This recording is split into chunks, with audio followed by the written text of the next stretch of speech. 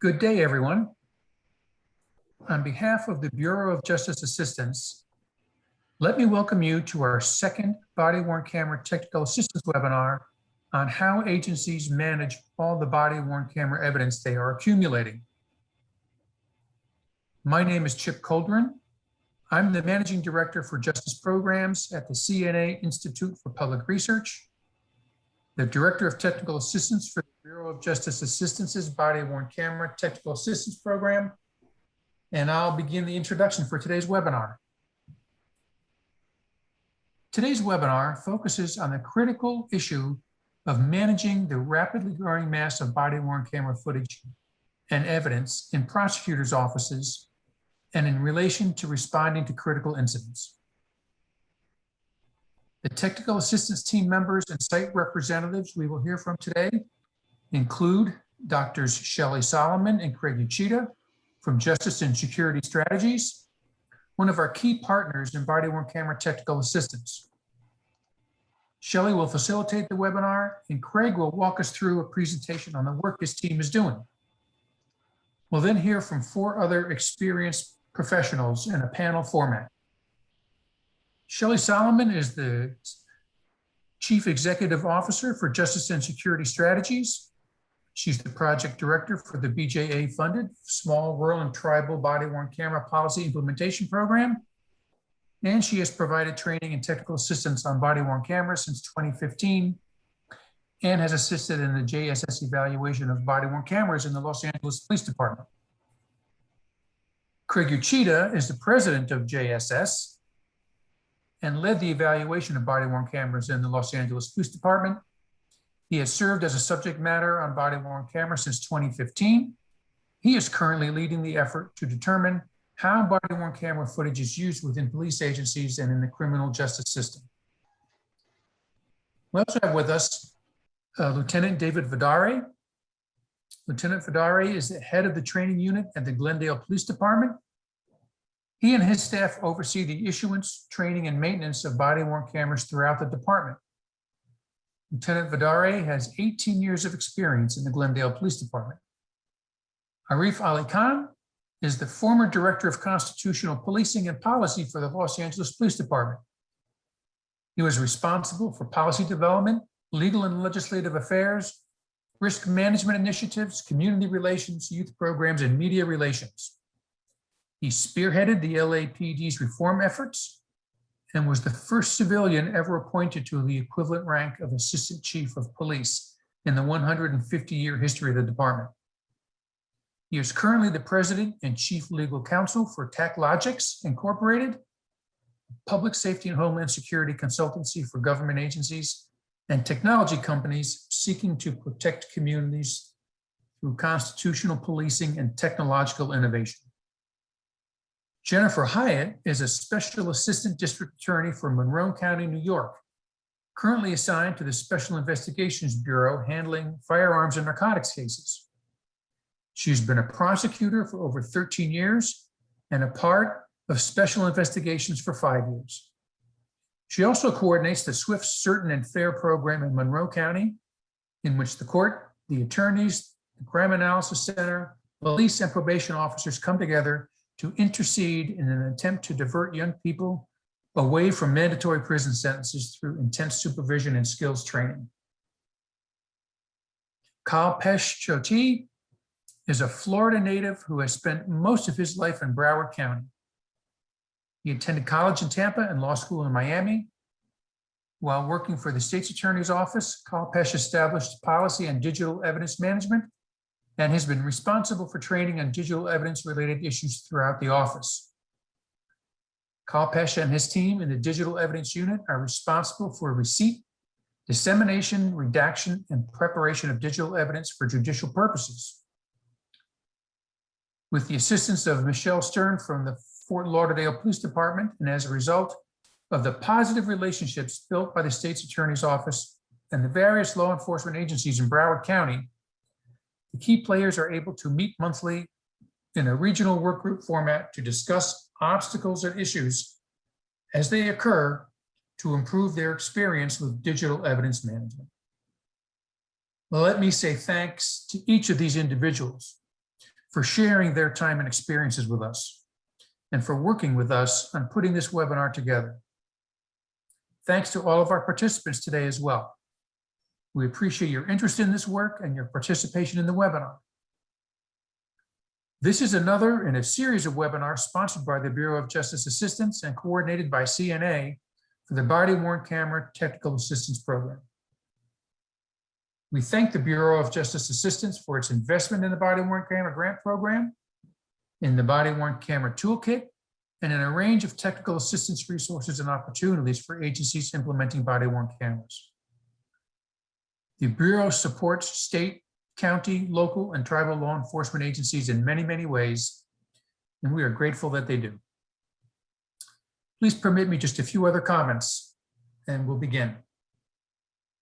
This webinar is recorded for the benefit of others who may view it later on our website.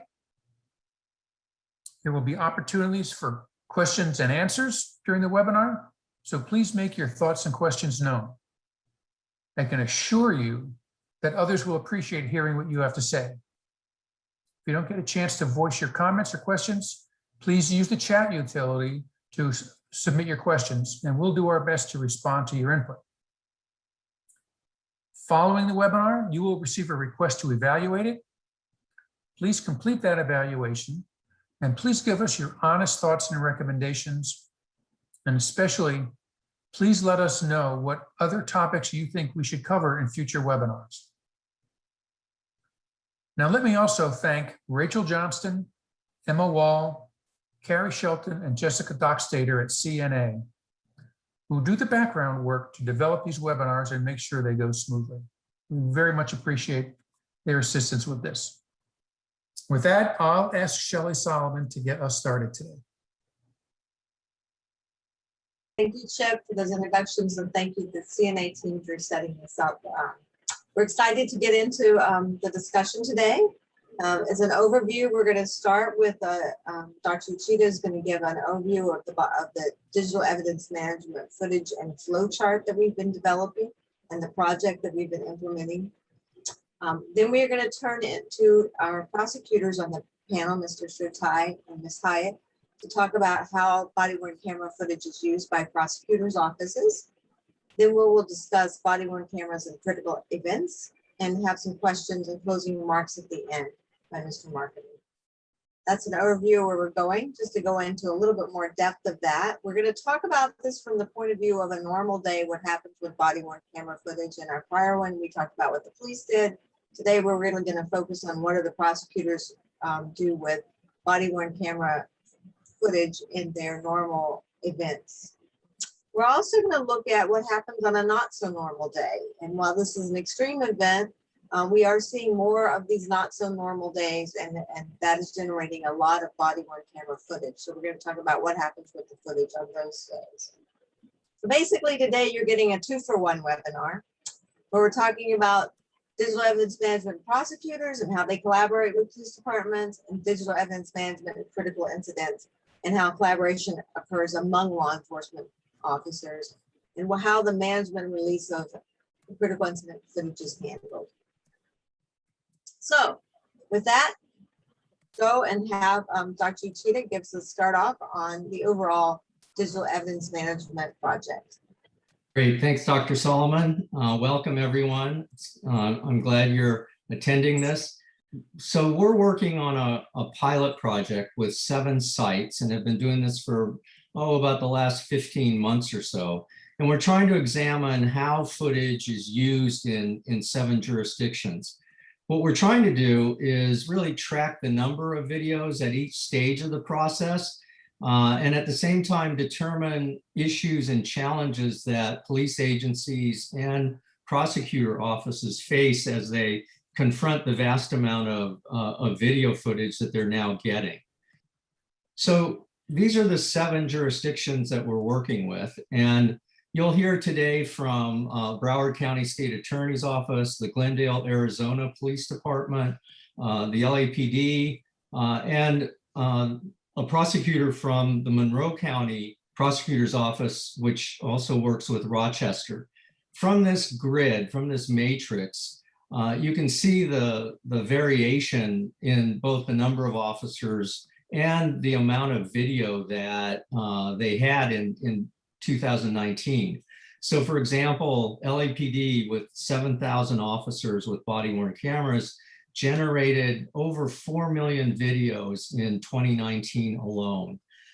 That meant that the storage they had and are using was 1.3 petabytes for those 4 million. In other agencies like Rochester, where they only have 500 officers, they're generating obviously fewer numbers of videos, about 300,000 a year, and about 400 terabytes. Part of what we're doing with this project is tracking the video from the encounter all the way through to the criminal justice system. So what you see here is, this is the LAPD example of what we're doing. And we're looking at, obviously, the upload, we're looking at arrests and going through that process of what happens with the footage. So the top half of this flow chart is what we're going to talk about first. And that is encounters to arrests and arrests to the prosecutorial offices.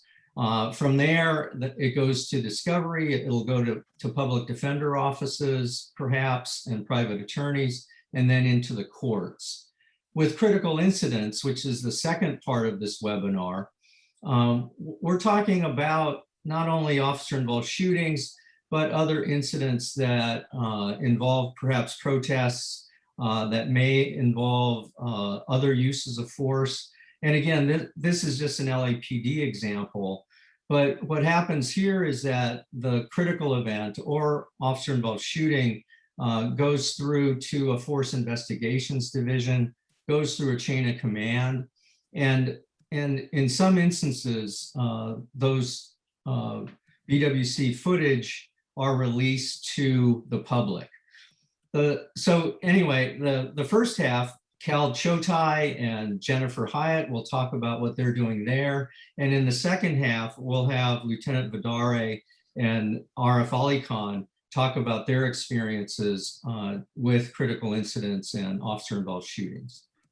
Okay, Dr. Solomon, it's back to you. Okay, thank you.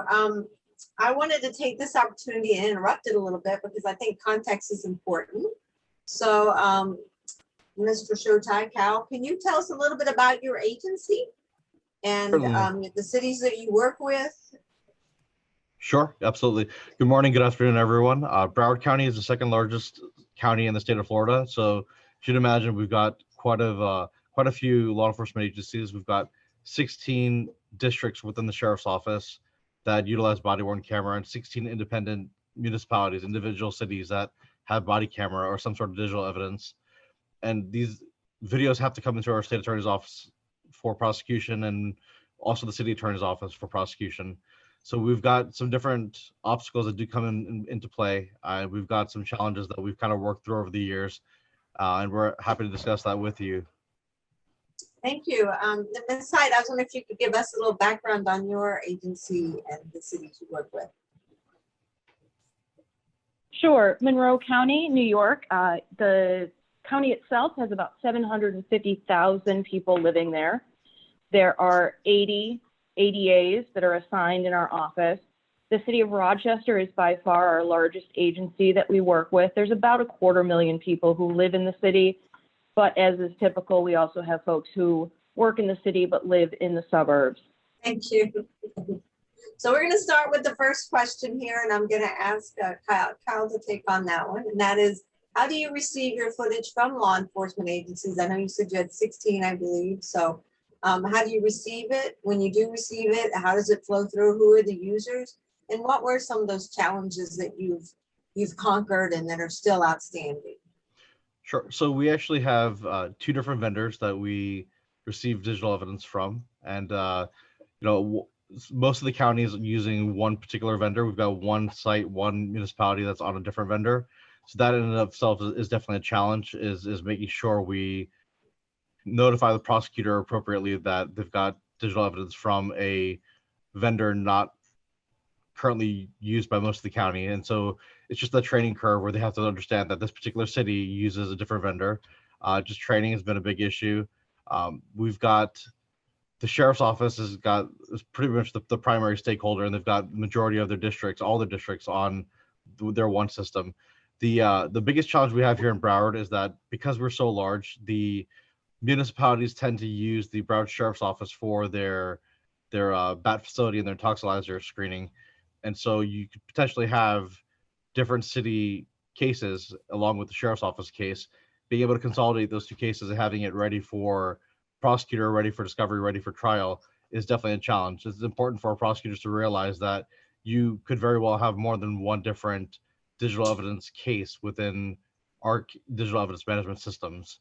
So just making sure everyone is cognizant of that issue is one of our main challenges that kind of goes throughout our day-to-day workflow. We've got some of the other issues, of course, we'll talk about a little bit later on, are receiving proprietary file formats, receiving surveillance videos.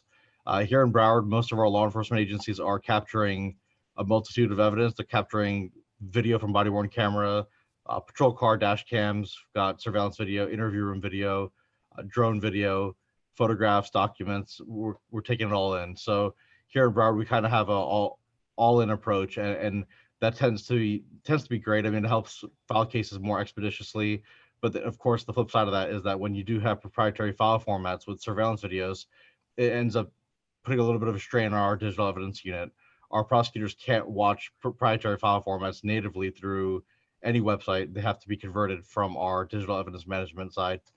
And so that, of course, takes a little bit of time within resources to accomplish. We've got about 300 prosecutors in our office, so making sure that they understand how cases are assigned to them and understanding how to review video footage is one of the most important tasks. We try to reinforce training quarterly in our office. Ms. Hyde, I'm going to ask you to add some to the first question. I know you made a lot of advances, so maybe go back in history a little bit about where y'all started and how it worked out at the beginning, and then as we move forward, we'll get into the advances that you've made. When we had the first webinar, I was a bit of doom and gloom because of where we were at that point. So I'm going to give the background as to where we were up until that point right now. The Rochester Police Department was the first agency in Monroe County that developed a body-worn camera program. And at that point, our office had just been given permission to hire an IT person that would work with us to help download data from C's Electronics, enhancing images and video, and creating video and photo compilations to use for trial. Within the first year of the body-worn camera pilot program, cameras had been issued to all uniformed officers, and now our IT person was spending the vast majority of his time trying to locate, download body-worn camera, and burning it to DVDs. Many cases had so much video that it needed to go on a Blu-ray disc, except in our office, we only had a handful of Blu-ray drives for all 80 attorneys. So it almost seemed like the Hunger Games trying to find a drive so that you could review the video and other images before turning it over, which is a problem because especially in the cases that I work, there could be confidential information contained on those videos and they all have to be reviewed before they can be turned over. In 2019, the county did get us new laptops, but got them without disk drives. Thankfully, they did purchase everyone an electronic Blu-ray player so that we could all have the ability to review footage as needed. The good news was, in terms of body-worn camera efficiency, they allowed us to hire a person to focus mainly on body-worn camera production. And the bad news was, just as we were leveling off in terms of efficiency, New York State passed discovery reform. And at that point, we were going to have to obtain, review, redact, and turn over a body-worn camera, regardless of how long it was, within 20 days of arrest. And that was when we started to panic. Okay, we'll get into how you resolve that panic. So tossing it back to you, Cal. So talk a little bit about who primarily uses it within your agency and what percentage you think that of the footage you estimate is being viewed.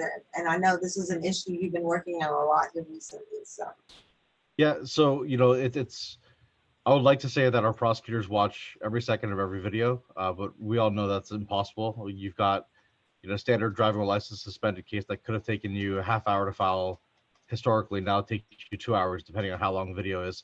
And so, what we tell our prosecutors that your obligation is to watch every portion of every second of every relevant video. So you could very well have officers who are just securing a perimeter, don't necessarily have to watch every second of that video, but you're encouraged and you're actually obligated to watch every second of every relevant portion of video on your case. So that's what we tell our prosecutors.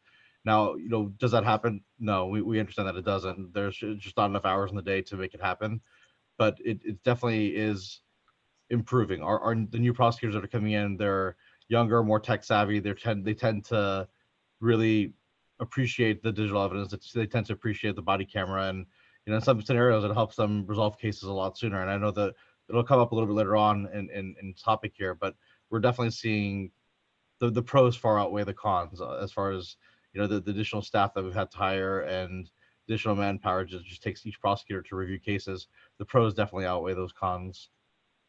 Thank you. So we're going to go to the next slide, and we're going to get to the foreshadowed piece that Jennifer can talk about how they now manage digital evidence and body-worn camera footage within their agency and what resources they've needed to get to this point. Most offices in New York State generally in 2019 started the process of to create an electronic discovery portal to try and manage what we were now going to be tasked with discovery reform. In our office, it was December 2019 when our electronic discovery portal went live.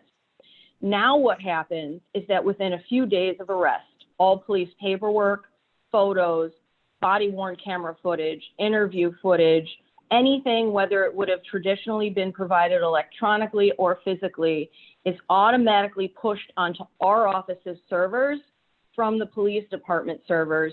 And I have a notification within that case on the portal that files have been added. If I need to access anything immediately because the person is held on bail and I need to be prepared for a preliminary hearing, I can contact our IT people via a simple electronic request, and they can go in and push those files over within an hour, assuming they've been uploaded. March 2020, and the pandemic hit, we were all sent home, thankfully now with our updated laptops, and we all learned quickly how to VPN onto the county servers. I genuinely don't know how we would have been able to continue to work from home without that electronic portal. It would take me quite a long time to download gigabytes of body-worn camera footage via the VPN, but I would simply set up the computer to download those files overnight, and they'd be ready for me to review and work with in the morning. The review of the footage is still time-consuming, but discovery reform was further reformed within the last year, and it was determined that body-worn camera is by definition a voluminous item to review. And so I have an additional 30 days on top of 20 or 35, depending on the person's custody status. So a minimum of 50 days to review, redact, and turn over body-worn camera footage, which is a much more reachable goal, especially if you get a case that happens to have hours of footage that needs to be checked to see if someone forgot to turn the camera off during a strip search, which has happened, or if a defendant in a crowded house where they're executing a search warrant, somebody may start to try to say who was really in charge, where their dealer is. That doesn't necessarily want to be turned over so that it can end up on YouTube. But now we have a much more reasonable amount of time. It's much easier to get access to the footage.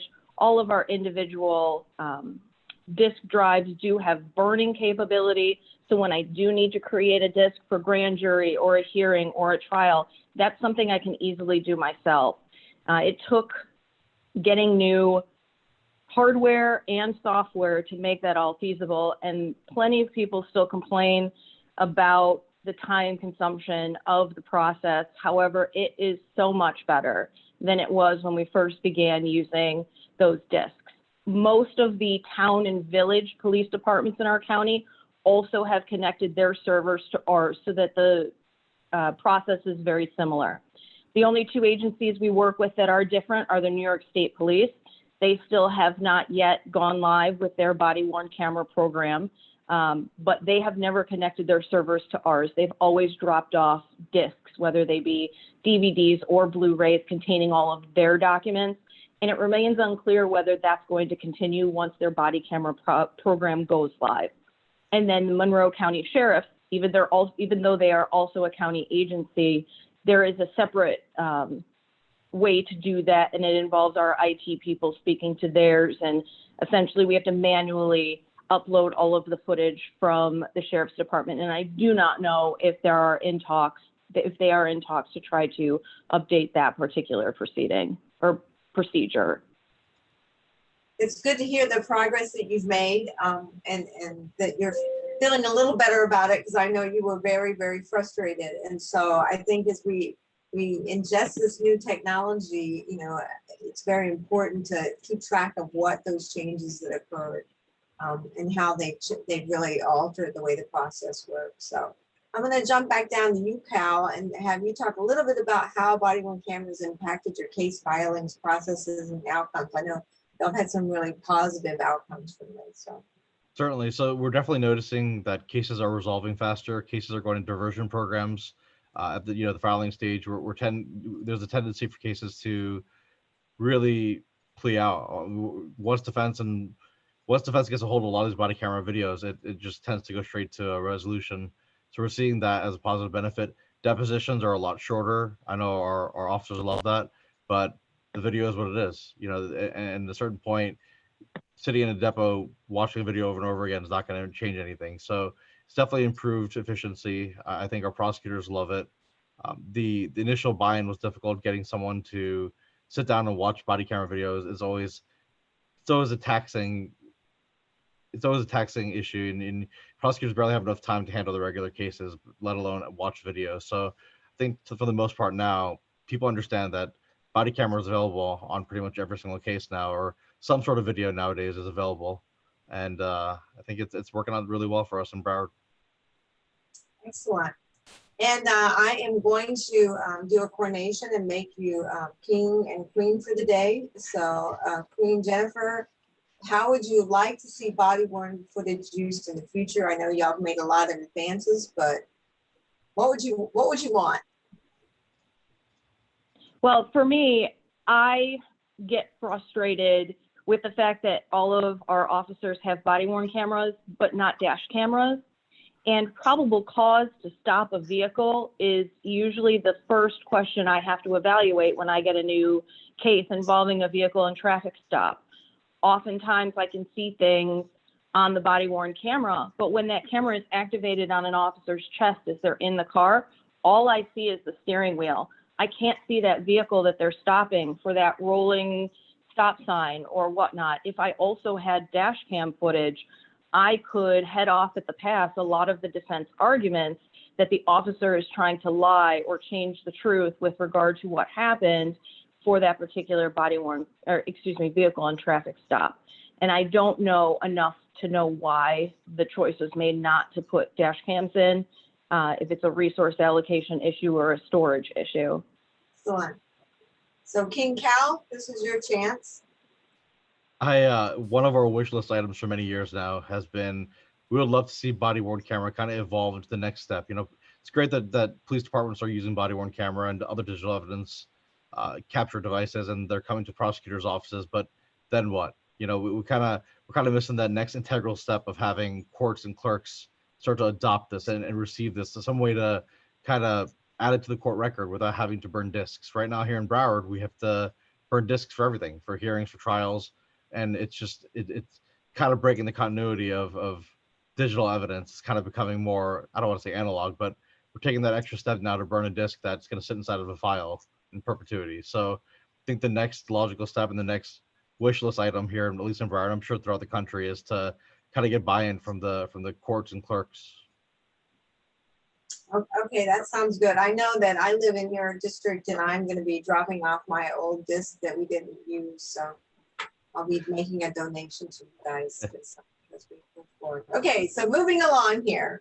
to the second half. Thank you, folks, for giving us your view of prosecution. Now we're going to go through the twofer, and we're going to talk about a not so normal day, which is getting somewhat normal of late, but hopefully it won't be. We're going to start with Lieutenant Vidari and Mr. Ali Khan. Tell us a little bit about your agencies. Just give us some context from which your comments are coming. Sure. The Glendale Police Department, Glendale is directly adjacent to the city of Phoenix. If you go from one to the other, you can't tell the difference. So we call it a suburb, but it's really just an extension of the big city. We have about 425 sworn officers. And for context, we're home to both the Arizona Cardinals and Arizona Coyotes hockey team. Excellent, excellent.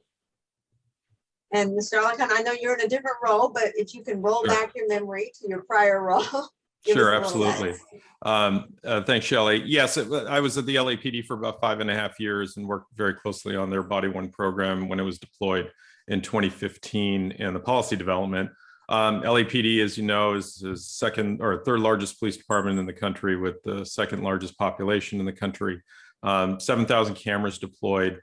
And we had on average about 4 officer-involved shootings a month when I was there, and about what we'll talk about are about 45 or so critical incidents that required the release of video over the course of 2019. And so my experience has been on those individual types of disclosures, the law that was passed in California requiring the disclosures, and then of course, the other disclosures that are required as part of civil litigation, Public Records Act requests, and other things that we can talk about in more detail. So Lieutenant Vidari, David, tell us a little bit about how you qualify a critical incident. What qualifies? Sure, for us, it's an officer-involved shooting, which is unfortunately the usual critical incident. Also, anytime somebody, whether it's an officer or a citizen, is injured or killed due to police action, it can also include a vehicle pursuit that results in injury or death of another person or a police officer, and also anything else that's simply worthy of interest to the public or deemed a critical incident by our chief. Excellent. And has that changed in recent years? There's been a little bit of a change internally. We have another term called traumatic incident. They're very similar, but it relates specifically to officer wellness, to where our officers can track and log exposures to incidents like that, as well as a few other things like child drownings or deaths to track over their career for their mental well-being. Well, that's wonderful. As a child advocate, I really appreciate y'all doing that because that's so important. So, Arf, can you tell us a little bit about the process and the protocols of when a critical incident occurs? Yeah, I can. If I could just mention something about the definitions, though, because this applies to every agency, and I think there are a lot of agencies that are struggling with this. Critical incident is a self-defined term. There's no legal term generally for what that means. And if there is, that's going to be defined by a specific statute in a specific state. And a lot of departments use critical incident based on categories that existed before body-worn cameras were even in existence. So for example, LAPD, its critical incident is what's called a categorical use of force, which means nothing to anybody outside the LAPD, which was created as part of the consent decree. And so its disclosure is all defined under categorical uses of force. In California now, there's a statute that defines what's a critical incident, which is not the same definition that the LAPD uses for its categorical uses of force. And I think you will find that discrepancy or that distinction throughout the country. And you've seen that even with the issue of what's the definition of deadly force. There are differences in the definitions of deadly force that people don't realize, because we all think of deadly force, oh, well, if you used a gun. That's pretty common, but deadly force is also serious bodily injury in California, which is defined by statute, which is a different definition than great bodily injury or other types of injury under federal law for reporting purposes. And there are a lot of differences among states and among agencies. And the reason why this is really important is not only to know what are you supposed to disclose and how you do it, but you better be talking to your communities about what is disclosable and what is not. Because if the definitions differ, then there, and people don't realize that there are expectations for the community that you are doing what other departments are doing. And just a real quick example of that is the Columbus, Ohio shooting, where the video was disclosed within 6 or 8 hours. And in North Carolina right now, where sheriff's department has not disclosed the video, because people don't realize in North Carolina, you cannot disclose the video, a department cannot, unless they get a court order. And understanding those differences are just very, very important, I think, for folks to understand. So apologize for going on that tangent, but the processes and protocols, for the LAPD, it wasn't too hard because there was a category of critical incidents that had already been in place about when a specialized unit would investigate a case, who would review it, and who would adjudicate it, which is that category I call the categorical use of force, and then the non-categorical. So we would know very early on whether a case was subject to disclosure of those videos. And so through that process, the issue then was getting the process of reviewing the video, putting the videos together, and then releasing it in a form that would help inform the public, which is what we did is created these critical incident community briefings, which are not simply just the raw footage being released, but actually putting it in context with the narrative, with the 911 tapes, the radio transmissions, and even explaining how the body-worn camera fits on a person's uniform and what that perspective is. I'm very happy to say that it's been a format that's been adopted by a lot of agencies as a way to inform people about what occurred. But that's essentially in terms of those critical incident videos and how they're the path, sort of the workflow for the disclosure. Okay, so I think we can jump to the next slide because you kind of jumped into that question on the next slide, and I'll toss it back to David to talk a little bit about your process for public release and what's been your experience of the collaboration between police and prosecutors on the footage release. Sure. So there's a couple of points in there, decision-making points that other states and agencies have to deal with as well. That involves our county attorney's office, who recently changed stature and allows for each agency to make the decision on when and how they release investigative information to include body cam footage. So we have that ownership upon us and don't need their permission. We still use them as a stakeholder and ask for their input and make them aware. Also, we have the Arizona Officer Bill of Rights, which has some limitations. Some of the times we've been able to release camera footage sooner has been with the permission of the affected officer. It allows us to sort of fast track that. And then we have also taken upon adopting some of the protocols of the larger agencies like RF mentioned LAPD, our own local Phoenix PD, where we do those critical incident community briefings that we release through social media, YouTube, and any other. We have a whole website dedicated to critical incidents that not only houses and stores the videos that we have released over the years, but also has a Q&A section on, what is a critical incident, how are they investigated, what is the internal process, what is the criminal process, to just walk the community through that whenever they want to or have the time to do so. And approximately how many videos did your agency release in the last year? For critical incidents, we've done one community briefing so far in 2021. We have a second that will come out very shortly. We did 2 last year and we did 3 in 2019. And like I said, we have a website where those remain for perpetuity for folks to go and see at their leisure. Okay. Now, if we toss it back to you, Arf, can you talk a little bit about how many y'all have released? And I know that originally you didn't release, and then you went on like a releasing. Yeah. So I think the stats from 2019, there were about 44 incidents in which LAPD produced the videos and released them. And also keep in mind, it's rarely just one video. It tends to be multiple videos because of multiple streams from the officers. Any significant incident is going to have, with LAPD, 2 officers in the cars who have videos, digital in-car video, it could be a surveillance video, it could be a bystander video, and then all the responding officers. So there's quite a bit. I also do a lot of work with Chicago. They have quite a few incidents where they release. Unfortunately, they release it in raw form as required by their statute by a separate outside agency.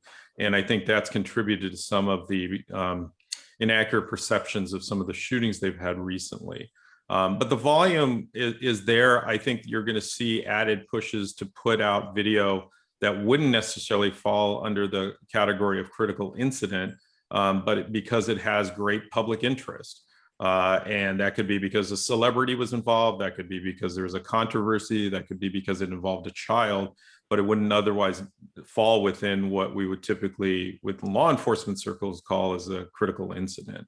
But just to give you a scale, 44 is a lot, of course, but you also have to keep in mind LA is so large. Craig mentioned there were 4 million videos produced in 2019. Since 2015, LAPD has about 17 million videos of body-worn camera footage. That doesn't include in-car camera. So that's almost 4 videos per resident of Los Angeles. So it's a very large amount.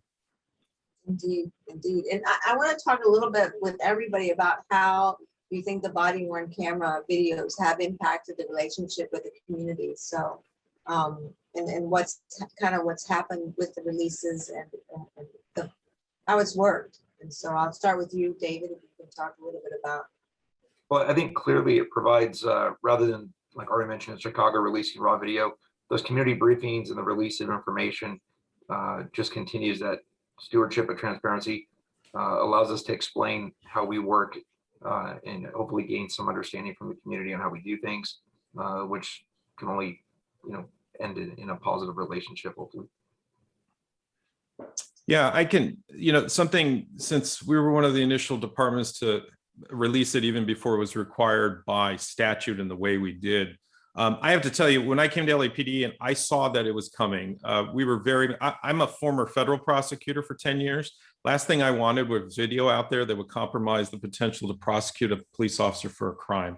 Prosecuting officers are very hard. We all know that, even in the most compelling of circumstances and evidence. And the idea that we would be putting out video that could compromise that investigation was something I was very concerned about. However, we knew this was going to be the direction we went. We did a lot of research, and in particular, Las Vegas Metro, which does something similar, but in a live form where an undersheriff will kind of explain the video. That became the basis of how, when we started releasing it. But I knew, just from my experience as a prosecutor, if you just release the raw video, it's like it doesn't tell you anything other than what you see. And I have this saying, and Emma was kind enough to put the link to the article that was recently published that I wrote in Police Chief Magazine. Watching something happen with a body camera is like watching a baseball game through a straw. You can see what you can see. You can see the pitcher, but you have no idea what the score is. You don't know who's at bat. You don't know who's on first. So you don't know if that pitcher throws a hard fastball, whether that was a good pitch or not, or the right thing to do. It's the same thing. So that context was very important. I was nervous, though, in how we produced it, whether that would get backlash. And I'm very surprised and pleased to know that the community actually really appreciates that we're helping inform them rather than just throwing things at them. It has its critics. So it's slick, it's produced, you're putting a spin on it. I actually think the evidence is much the contrary, because the media often uses what we say and what's presented in their reporting. And I don't think they would do that if they thought it was a big spin by the department. And then also very important, you asked about before to the other speakers about how would you like to see video used? I'd like to see it used more in training. But what I found was that when LAPD releases these videos, there are many, many officers within the department who watch them because they want to know what happened. They want to see what happened to their colleagues, and they want to learn from the experience. And chiefs I've talked to all over the country, and training sergeants, et cetera, have all said, we watch the LAPD videos because we want to see, and we play them in our roll calls to learn from those things, because they may not encounter them as frequently, but by able to see it in the context correctly, it's an incredible learning tool. So I think overall, both with the community and even with our workforces, it's been very positive. Excellent, excellent. Well, I know I had the fortune to be working with LAPD whenever we're doing this in the initial releases, and I talked to some officers who were involved in those releases. And I know from the officers' perspective, what they shared with me was that They were nervous about the release, but they were very appreciative of how it was done. So with Can I that, mention- we'll go to the. Shellie, can I just real quick, just to mention, because you bring up an important point about the officers who are depicted in the video. And this is something I didn't appreciate until Las Vegas pointed this out. You really have to be concerned about the officers and the impact of the release on the video on them and their families. So we do a lot to help inform them. We show them the officers the video before it's released to prepare them. We give them time and warning to make sure they scrub the internet. I just encourage everybody in their agency not to forget about the officers and how this impact will have on them. And there are things that you can do to mitigate that impact if you focus on that before the release. So thank you. So now we're going to go to the next slide and what I call the lightning round, because we have a lot of questions and I want to make sure we get to those questions. So everybody gets to answer this question. What is the one piece of advice you would give to an agency on how to handle their critical events? And so I will start with you, David. The biggest thing would be is not every one of these is a cookie cutter of the previous. Even in Glendale, we dealt with many of these critical incidents and releasing videos year to year. In our case, 2 or 3 a year. We handle officer involved shootings on a fairly regular basis. And then we had last year at our Westgate Entertainment District, we had a mass shooter, something we never expected would happen, but we trained for. But remember, an incident that big, rather than 2 or 3 video streams, you end up with dozens plus surveillance footage. So be ready for that. Partner with other folks outside of just those that wear a gun and a badge, the professionals in dealing with data, video on how to coordinate that and get it out to the public so that you're not overwhelming yourself with something that you may not be the expert on. All right, lightning round. Sure. I have 10 pieces of advice, but I'll only give one. Context. Do not forget how important it is when you release a video to provide the context of it. There are many, prosecutors on this call, they know exactly what I'm talking about. You don't introduce evidence in the court without laying the foundation, showing it, telling them what they saw, all of those things. And you have to do that in these situations. Do not assume that people will figure it out, because they can't. This is a very unique circumstance when somebody's facing deadly force or having to use deadly force. Context is the most important thing whenever you're releasing this to the public, the media, whatever it may be, and take the time to provide that context so you can actually inform the public, not just be quote unquote transparent. All right. Excellent. So at this point, I know the audience has a lot of questions, so I am going to hand this off to John Markovich so he can do the closing and answer some of these questions. Thank you very much to everyone. Thanks. So we've got a lot of questions. Some came in before when people registered. We got a good number that have come in during the presentation, so I'll get started. Mostly for the DAs, what have you done with your law enforcement partners to bookmark videos?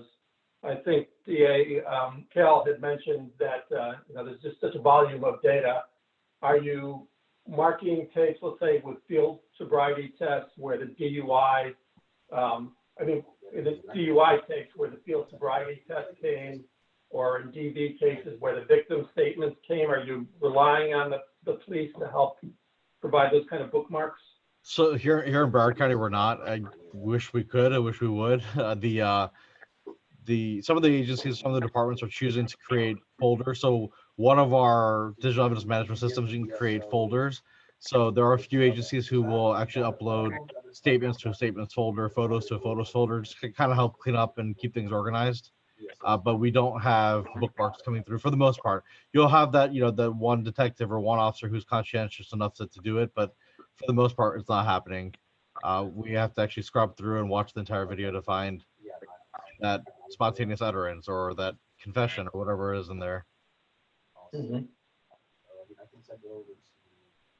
And the same is true in Monroe County.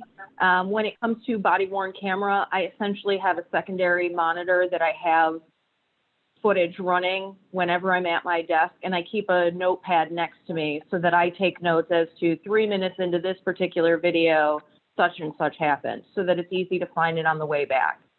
Our city also employs a number of surveillance cameras that can be adjusted, recorded, zoomed in by folks working in the camera room.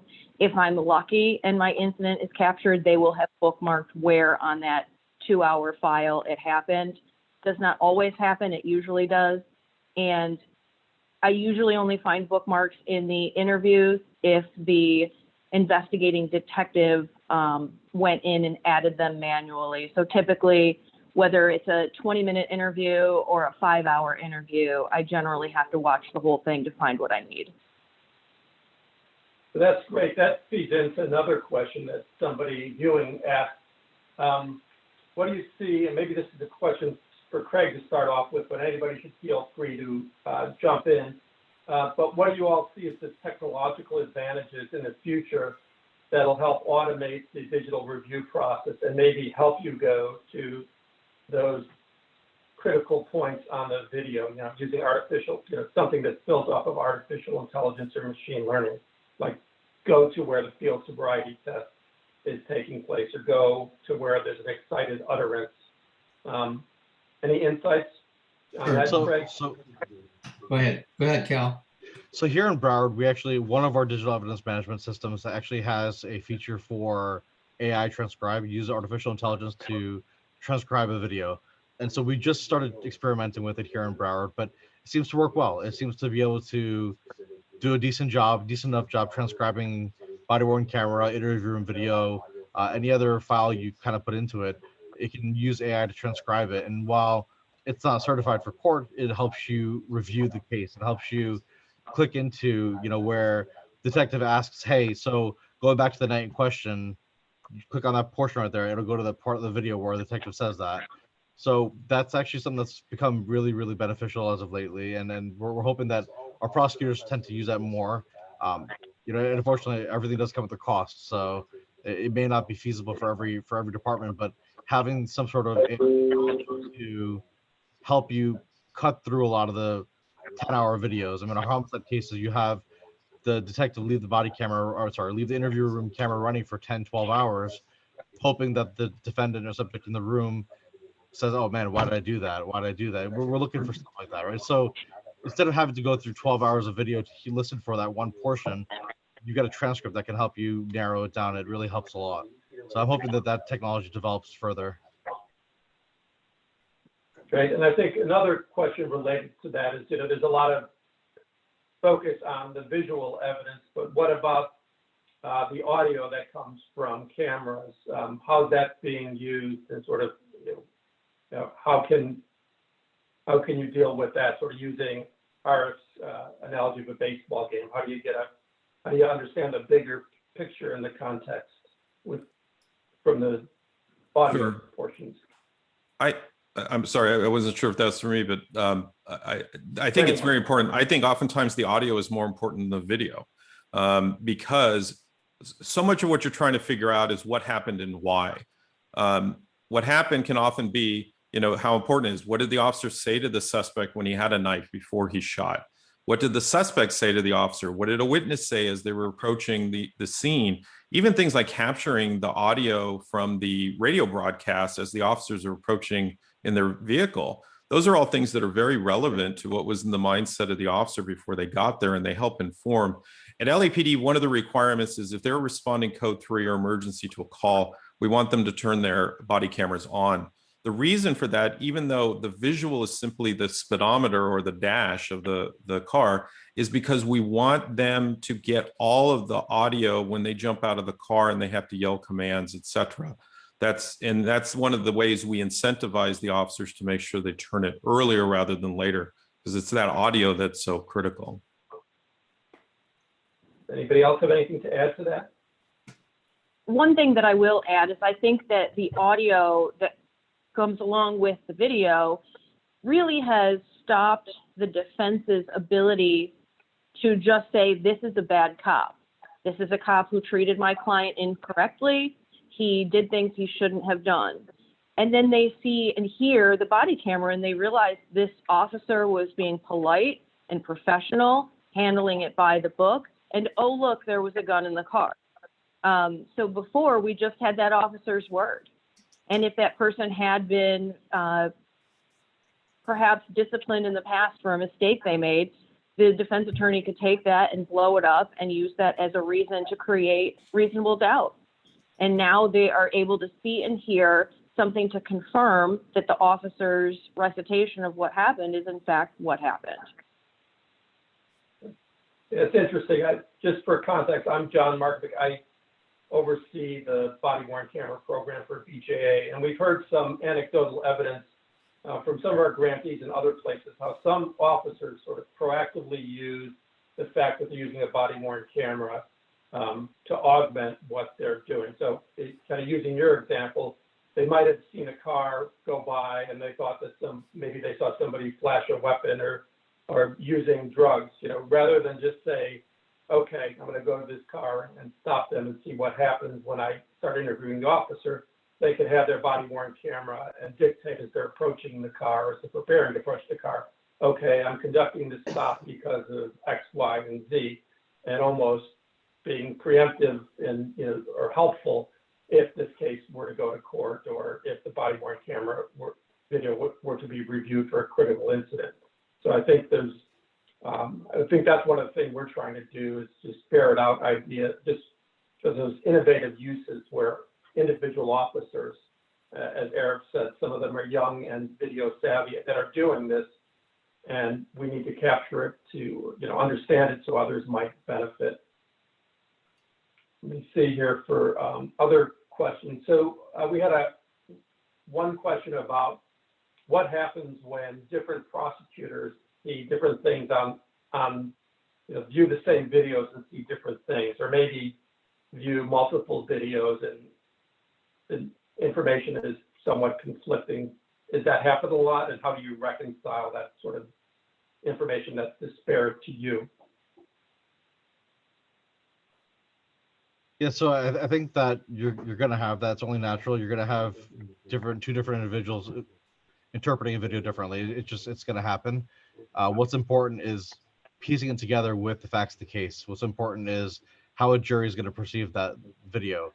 And so, like Arif said, is that it's all about how you explain the video. It's all about how you lay it out, lay your foundation out. And I think that a lot of it's going to come down to just tactics and trial tactics. And while you could have one prosecutor who doesn't think there's much on the video, all of a sudden the case gets transferred to a new division. Now another prosecutor thinks this is great, this is gold. It's just the way it is. And I think that it gets reconciled out. And obviously in court, each prosecutor has their own trial tactics, and they'll basically just use the facts of the case to sew it all together. Can I just answer the question about the technological advances in the future? I think, yes, there will be, I hope, in terms of video analytics, and we know that vendors and universities are working on trying to tag automatically different video for different types of events. So hopefully that kind of development will be happening. It's been a long time though, and it's problematic, and it's very difficult to. I'll squeeze in one more question. I think we're at the top of the hour, but this one relates to, I think, the critical incident discussion.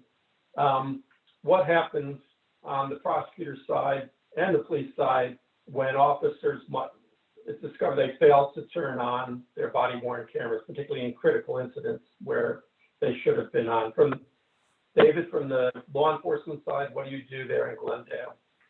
Well, it's, as in a critical incident, we always have a criminal and an internal investigation happening at the same time. And clearly, failure to activate your body camera when mandated by policy is a violation of our policies and procedures. So that would be handled internally as part of the that investigation, with an appropriate level of discipline given out at the end of that. And has that come up on the prosecutor side, where there's been a critical incident that's been brought to your attention for resolution that hasn't been recorded, that should have been recorded? How does that get dealt with? It does unfortunately happen. I'm sure Jennifer's got incidents as well that it's occurred on, but it's unfortunate that it did happen. We typically will have the officer or deputy write up a supplemental report explaining why it happened. And most critical scenarios, most critical events, you're going to have several officers or deputies who respond. So fortunately, we've got the benefit of multiple body cameras in the field, and hopefully another body camera caught that at, you know, at a different angle. But it does happen, and we just have to explain it away to defense. I mean, we've got failure to activates happen, unfortunately, quite frequently. It's just training. All right, great. Well, we're at the top of the hour and we want to respect everybody's time. I want to thank CNA and as well as Craig and his team at JNS for putting this together. And then all the panelists were taking time out of their busy schedules. This was very informative. I think you know, it's helping us in our project understand how we're dealing with the tsunami of digital evidence and how police and prosecutors can work more seamlessly together, taking advantage of the technology and while dealing with the formidable challenges. So thanks, everyone. Chip, do you have anything to say in closing? No, just to echo your thanks and your appreciation, John, for everybody who delivered today and everybody who participated. I thought there were some very insightful questions and really pleased at how this whole thing came off. So thanks, everybody. Thanks for attending. Stay tuned and attend our other webinars. We appreciate it. Thank you.